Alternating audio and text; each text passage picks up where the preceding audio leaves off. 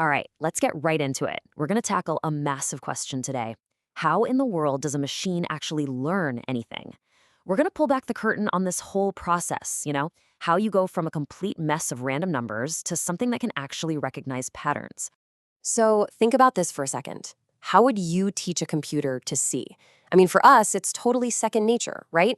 You see a handwritten 3 and your brain just gets it instantly.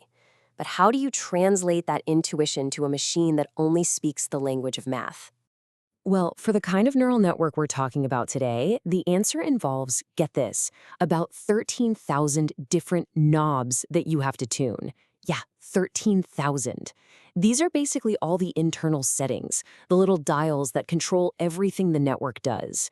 And the entire challenge, the whole game, is getting every single one of those 13,000 knobs set just right.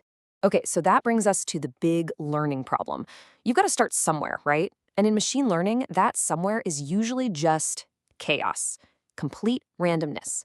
All 13,000 of those knobs we just mentioned, they're all set to random positions to start, and you can probably guess what that means.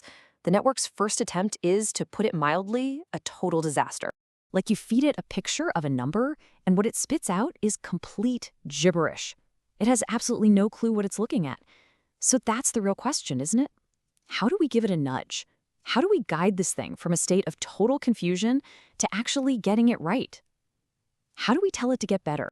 Well, the very first step is kind of funny. You have to invent a way to measure just how lousy the network is doing. Seriously, we need a number, a score, that tells us exactly how wrong it is with every guess. And to do that, we bring in this super important tool from the math world called the cost function. And the idea behind it is actually pretty simple. You can think of the cost function as a formula that basically says, nope, that was a terrible guess. It crunches the numbers and spits out a single score that shows the gap between the network's garbage answer and the perfect answer we were hoping for. So a really high score means you're way off, buddy. A low score means, hey, you're getting warmer. So let's see what this actually looks like. On the left, you've got the ideal output for the number 3. See how that one neuron is fired up to 1.0 and all the others are at 0? That's perfection. Then, on the right, you have the network's first random guess. Yikes. The cost function's job is to measure the distance between these two. And, well, you can see there's a pretty big gap we need to close here. Okay, so the goal is simple enough. We just need to get that cost number as close to 0 as we can. Easy, right? Well, here's the catch. That one little cost score is affected by all 13,000 of those knobs. You tweak just one, and the whole thing changes. It's not a simple problem. It's a 13,000-dimensional monster. So where on earth do you even start?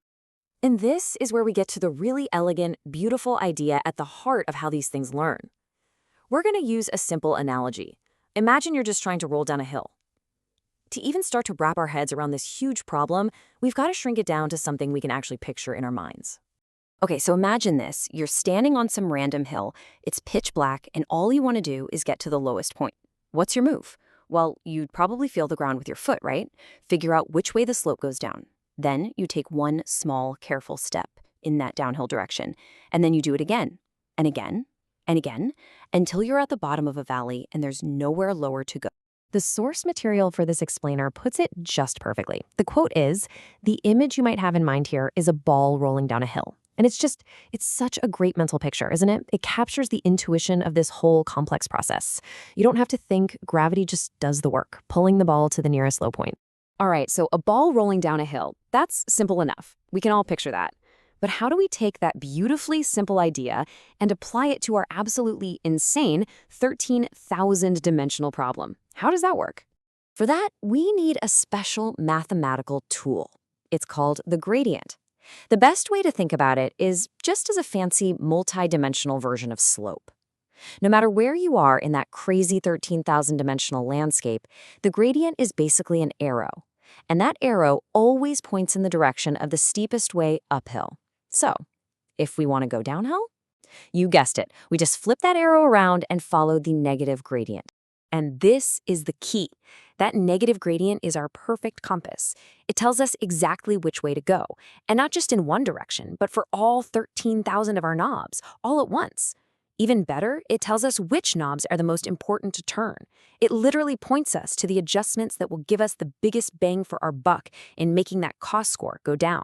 And this whole dance, calculating that magic arrow, taking a tiny step in that downhill direction, and then doing it all over again, thousands of times, that process has a name. It's called gradient descent. And this simple yet incredibly powerful idea, well, it's the engine that drives almost all of machine learning. So there you have it. The network uses gradient descent, it rolls down the hill, and its answers get better and better. Case closed, right? Not so fast. This leads us to a really fascinating and honestly kind of weird question. What did the network actually learn? Is being able to get the right answer the same thing as, actually understanding the problem? And look, on the surface, the results are amazing. After a whole lot of training, the network gets really, really good at this. The one we're looking at here gets about 96% accuracy, and that's on images it's never seen before. That's a huge success, right? I mean, it's getting it right almost every single time. But is it? Let's dig a little deeper here. 96% accuracy is fantastic, but how did it get there? Did it learn to see numbers the way we do? By recognizing the basic building blocks like loops and straight lines and curves? This is where it gets wild. What we hoped would happen is on the left. We imagine the network's internal neurons would learn to spot simple, elegant patterns. An edge here, a loop there. But the reality is on the right. What the neurons actually learn to look for, it looks like complete random static to us. It's just noise. So what in the world does that mean? It means the network didn't find the clean, logical solution we expected. The rolling down the hill process just found a solution, a local minimum, basically a mathematical shortcut in that massive 13,000-dimensional maze that just happens to work for most digits. It didn't learn a concept, it found a loophole. And because it doesn't actually understand anything, you get these really bizarre results. As the source material points out, if you feed it a picture of just random TV static, it doesn't get confused. Oh no. It'll look you dead in the eye and say with 100% confidence, yep, that's a 5. It has no idea what a 5 is. It just found a pattern that fits its weird, random-looking shortcut. And that really gets to the heart of it. What we have here is a system that is unbelievably good at performing a task. It's an incredible pattern matcher. But, and this is a huge but, it has absolutely zero comprehension of what it's actually doing. It's a tool, not a thinker. So that leaves us with a pretty deep question to chew on, doesn't it? If a system can be right for all the wrong reasons, if it can be super accurate but in a way that's completely alien to how we think, then what does it actually know? That's a question that's only going to get more important as this technology becomes a bigger part of all of our lives.